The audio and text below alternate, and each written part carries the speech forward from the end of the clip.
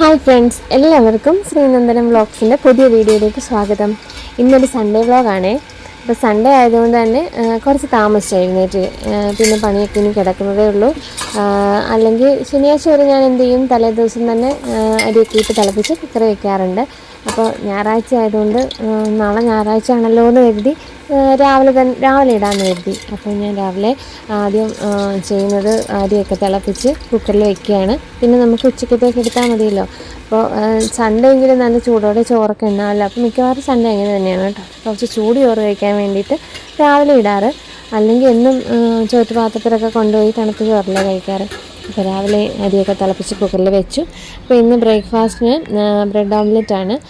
എന്നും ഇഡലിയും ദോശയും അപ്പം ഇടിയപ്പമൊക്കെ തന്നെ ഇങ്ങനെ നമ്മൾ റിപ്പീറ്റ് അടിച്ച് വരുന്നത്. അപ്പോൾ ഇന്നിപ്പോൾ മക്കൾ പറഞ്ഞവർക്ക് ഇത് മതിയെന്നപ്പം അപ്പോൾ എല്ലാവരും അത് തന്നെ കഴിക്കാമെന്ന് വിചാരിച്ചു. അവൾ രാവിലെ ഈ ചപ്പാത്തി ഒന്നും കഴിക്കില്ല. അപ്പം മിക്കവാറും ദോശയൊക്കെ തന്നെയാണ്. അപ്പോൾ രാവിലെ ബ്രേക്ക്ഫാസ്റ്റിന് അപ്പം ഇത് കഴിക്കാമെന്ന് വിചാരിച്ചു. ചായ എടുക്കുകയാണ്. അപ്പോൾ ചായക്ക് നല്ല കടുപ്പം വേണം കേട്ടോ. ഞങ്ങൾക്ക് ചായ ചുമന്നിരിക്കണം.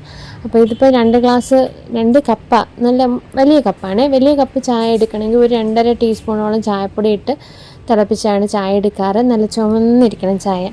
അപ്പോൾ ചായ കുടിക്കണം. അപ്പോൾ മക്കളൊന്നും എണീറ്റില്ല. അവർ 10 മണിയൊക്കെ ആവും എണീക്കാനായിട്ട്. സൺഡേ ആയതുകൊണ്ട് കുറച്ച് നേരം കിടന്നുറങ്ങും. രാത്രി ഒരുപാട് ലേറ്റായിട്ടാണ് കിടക്കാറ്. അപ്പോൾ രാവിലെ കുറച്ച് നേരം കിടന്നുറങ്ങിക്കോളും. അപ്പോൾ ഏട്ടൻ നേരത്തെ ബ്രേക്ക്ഫാസ്റ്റ് കഴിച്ചു. അപ്പോൾ ഇത് എനിക്കുള്ളതാണ്. അപ്പം ഒരു മുട്ടയും കൂടെ പൊരിച്ചെടുത്തു. ഉള്ളിയൊന്നും ഇടാത്ത ഒരു മുട്ട പൊരിച്ചെടുത്ത് കുറച്ച് മുളക് പൊടിയൊക്കെ വിതറി അങ്ങനെ പൊരിക്കുന്നതാണ് എനിക്കിഷ്ടം. അപ്പോൾ അങ്ങനെ ഞാൻ അതിൻ്റെ ബ്രേക്ക്ഫാസ്റ്റ് കഴിഞ്ഞു. ഇനി മക്കളൊക്കെ എണീറ്റ് വന്നിട്ടുണ്ട്. അപ്പോൾ അവർക്കൊരു ഏത്തപ്പഴം ഇരിപ്പുണ്ടായിരുന്നു. അത് നെയ്ക്കകത്ത് ഇങ്ങനെ നമ്മൾ ചെറുതായിട്ട് റോസ്റ്റ് ചെയ്തെടുത്ത് കേട്ടോ. അതിപ്പോൾ ഒരെണ്ണേ ഉള്ളൂ.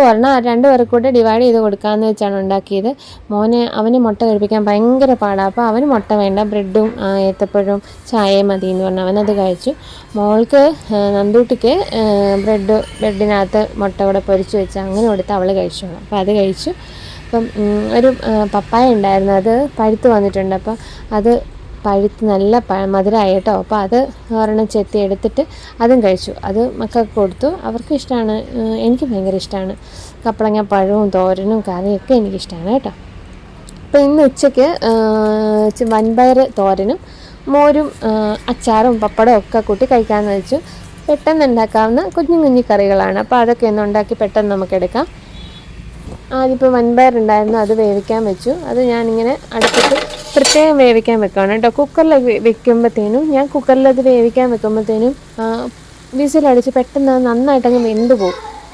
അപ്പോൾ ഈ വൻപയർ കൂടുതൽ വെന്ത് പോയി കഴിഞ്ഞാൽ ശരിക്കും പറഞ്ഞാൽ ആ തോരൻ ഉണ്ടാകുന്നതിൻ്റെ ടേസ്റ്റ് ഇല്ലാതാവും.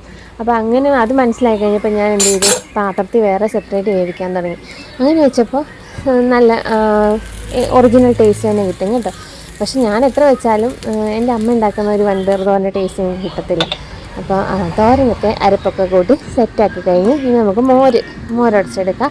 അതിനുവേണ്ടി കുറച്ച് ചെറിയുള്ളി നമ്മുടെ ശരീരത്തിന് നല്ലതാട്ടോ. വളരെ നമ്മുടെ ശരീരത്തിന് നല്ല തണുപ്പ് വരുന്ന ഒരു സാധനമാണ് ചെറിയുള്ളി. അപ്പോൾ നമ്മുടെ ആഹാരത്തിനകത്ത് ചെറിയുള്ളി കൂടുതൽ ഉൾപ്പെടുത്തുന്നത് വളരെ നല്ലതാണ്. അപ്പം മോരിനകത്തൊക്കെ ചെറിയുള്ളിയും പിന്നെ മുളകും ഇഞ്ചിയൊക്കെ ഇട്ട് ചതച്ചെടുത്താൽ അത് വെറുതെ കുടിച്ചാലും മതി. അത് നമുക്ക് നല്ല ഹെൽത്തി ആയിട്ടുള്ള ഡ്രിങ്കാണ് കേട്ടോ. ചോറിന് കൂട്ടാനോ അല്ലെങ്കിൽ ഗ്ലാസ്സിൽ ഒഴിച്ച് വെറുതെ കുടിക്കാനോ ഒക്കെ നല്ലതാണ്. അപ്പം ഞാനത് ഇടിച്ചെടുത്തിട്ടുണ്ട്. മുളകും ഇഞ്ചിയും ചെറിയുള്ളിയും ഒക്കെ ഇടിച്ചെടുത്ത് കുറച്ച് മോര ഉണ്ടായിരുന്നുള്ളൂ. അപ്പോൾ അതിനകത്തേക്ക് കുറച്ച് ഉപ്പും കൂടി ഇട്ടിട്ട് കുറച്ച് കറിവേപ്പിലയാണെങ്കിലും വളരെ നല്ലതാണ്. കറിവേപ്പില നമുക്ക് ശരീരത്തിനാണെങ്കിലും മുടിക്കാണെങ്കിലും ഒക്കെ നല്ലതാണ് കേട്ടോ. അപ്പം മാക്സിമം കറിവേപ്പില കറിക്കകത്ത് ഉൾപ്പെടുത്താനും വെറുതെ ചതച്ചരച്ച് കഴിക്കുന്നവരുണ്ട്, അങ്ങനെ കഴിക്കാനും ഒക്കെ നല്ലതാണ്. അപ്പം നന്നായിട്ട് കുറച്ച് കറിവേപ്പിലയൊക്കെ ഇട്ട് മോരും റെഡിയാക്കി അതിരിക്കട്ടെ. ഇനി നമുക്ക് കുക്കറിലെടുത്ത് വെച്ചിട്ടില്ലേ ചോറ്, അതെടുത്ത് തിളപ്പിച്ചിട്ട് ഊറ്റിയെടുക്കാം. അപ്പോഴത്തേനും ഉച്ചയായി കേട്ടോ. അപ്പോൾ ചോറും തിളച്ച് വന്നു. ചോറും ഊറ്റി നമുക്കിനി 2-3 പപ്പടം കൂടെ കാച്ചിട്ടുണ്ട്. അപ്പോൾ പപ്പടവും കാച്ചി ചോറ് കഴിക്കാം. അപ്പം എല്ലാവരും ചോറുണ്ട്, ഇനി ഞാൻ ചോറുണ്ടാൽ മതി.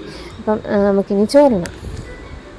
എനിക്കിങ്ങനെ ചോറ് കുറച്ച് നല്ലതായിട്ട് കുറഞ്ഞിരിക്കണം, കറികളിങ്ങനെ നന്നായിട്ടിരിക്കണം കേട്ടോ. അതാണ് എനിക്കിഷ്ടം. ചോറ് വളരെ കുറച്ച് കഴിക്കാനാണ് ഇഷ്ടം.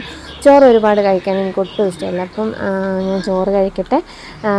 അപ്പം ഇന്നിപ്പോൾ ചോറും കഴിച്ച് കഴിഞ്ഞ് എനിക്ക് പിള്ളേരുടെ കൂടെ ഇരുന്ന് കുറച്ച് നേരം പഠിപ്പിക്കണം. അപ്പോൾ ആ പഠിപ്പിക്കുന്നതിനിടയ്ക്ക് ഒരു ഐസ് ബാർ കിട്ടി. ആ ഐസ് ബാറും കഴിച്ച് കുറച്ച് നേരം ഞങ്ങൾ അവിടെയൊക്കെ ഇരുന്ന് പഠിച്ചു. അപ്പോൾ ഇന്നത്തെ ദിവസം ഇങ്ങനെ കടന്നുപോയി. ഇതൊക്കെ വൈകുന്നേരം പഠിക്കുന്നതിൻ്റെ ഇടയ്ക്കുള്ള കലാപരിപാടികളാണ് കേട്ടോ. ഇത് രണ്ടുപേരൂടെ ഞാൻ കാണാതെ ഷൂട്ട് ചെയ്ത് വെച്ച ഇതൊക്കെ അപ്പം എഡിറ്റ് ചെയ്യുന്നതിനിടയ്ക്ക് ഞാൻ കണ്ടതാണ്. അപ്പം ഇതോടെ ഇവിടെ കിടക്കട്ടെന്ന് ഓർത്തു.